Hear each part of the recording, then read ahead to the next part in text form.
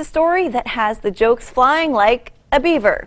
Idaho Fish and Game stumbled across a beaver tail that has people asking the simple question, why? Jay Bates explains its Idaho ingenuity saving a species in Idaho's backcountry. It's the question you immediately ask when you hear the story. Why on earth would you put parachutes on a beaver? The easiest way I can ask that question. It's a good question. While researching their history to celebrate 75 years at Idaho's Fish and Game, they came across these curious photos and a story in a trade publication. That's a little weird. Best way, quickest way, most cost-effective way was to use parachutes. That's right, a paratrooper beaver named Geronimo.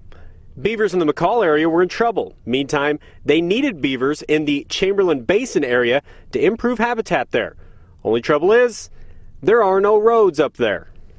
Outside the box is a funny term because they actually used special boxes that the beavers were inside to get there. A box that held together in the air, but came apart and let the beavers loose once it hit the ground. There were other options.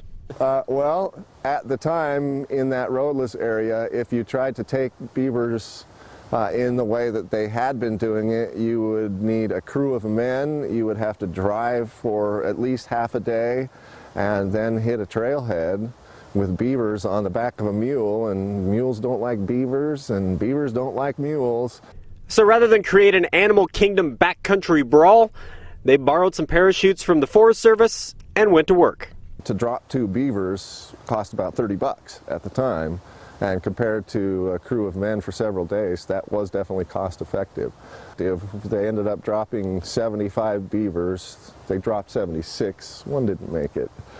There is still a happy ending to this beaver tale. Fish and Game says that the beavers have thrived there, and their descendants are still in the Chamberlain Basin area nearly 75 years later. I'm Jay Bates, Idaho on your side.